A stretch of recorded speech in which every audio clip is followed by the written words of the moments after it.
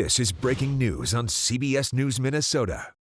Hopefully you can all see by everyone standing behind me, this is a multiple agency effort to respond to this call.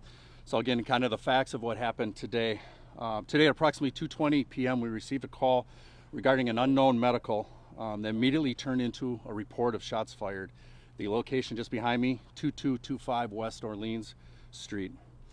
Shortly after that, that call turned really immediately into multiple calls of shots fired at that location. Prior to our arrival, the suspect shot many rounds inside and outside of the location.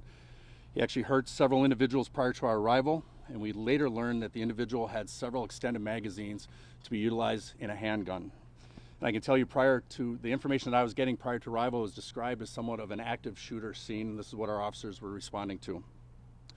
As our officers arrived, they were met with gunfire, and I believe there was a squad that was hit with several rounds from the suspect. Officers returned fire, incapacitating the suspect. Shortly after, we were performing life-saving measures on the individual, who was then transported to Regents Hospital, where he was pronounced dead. To give you some context behind me, it's a U-shaped apartment complex that is immediately adjacent to a residential area and immediately adjacent to several youth athletic recreational facilities that are absolutely at capacity during the time of the shooting. My heart goes out to all involved in this terrifying incident. However, as the facts are laid out before me now, incident could have been much worse due to the facts that I laid out with the numerous children and people visiting our community at these recreational facilities. Currently, it's a large-scale crime scene. We're working with the Minnesota Bureau of Criminal Apprehension, who has a crime scene and tells me that they will be processing this crime scene through tomorrow morning, most likely. And I appreciate all the residents and visitors' understanding as we navigate this. I know there's some inconvenience, and I have no doubt that the BCA will promptly and professionally complete their work. Lastly, I'd like to thank all the responding agencies that responded to make this a safe outcome for all the individuals that were in close proximity.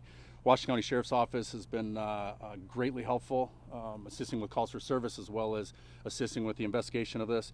Oak Park Heights Police Department, Minnesota State Patrol, the Bayport Police Department, Woodbury Public Safety Department, Stillwater Fire Department, Lakeview EMS, and of course the Minnesota Bureau of Criminal Apprehension. Like I said, we were responding to an unknown medical, and then it became shots fired. So I can't project right now what was happening inside of the residence, but I can tell you that, like I said, there's numerous shots fired inside and outside prior to our arrival, with several civilians that were hurt. So there were several other individuals that were hurt outside of the individual suspect.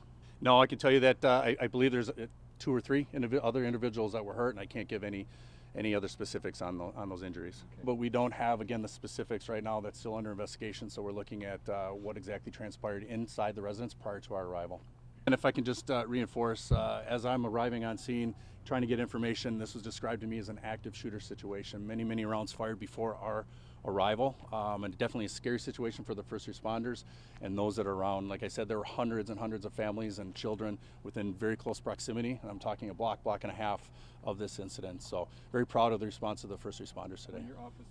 As officers arrived, they weren't sure what was happening, other than we were receiving a large amount of calls of officers fired. And you heard me mention all the agencies that arrived to assist, and Woodbury isn't adjacent immediately to Stillwater, so that kind of speaks to the volume of kind of the terror that was happening at this time and what the officers were facing. So definitely, once we immediately addressed the threat, then our first response after that was to make sure everyone else was okay in the vicinity.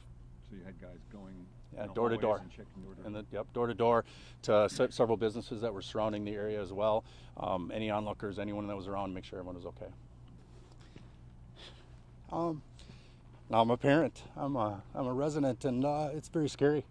I'm scared for what my officers faced. I'm scared for what the residents faced. I'm proud of how they responded, but it definitely hits home. And this isn't something that happens in Stillwater. And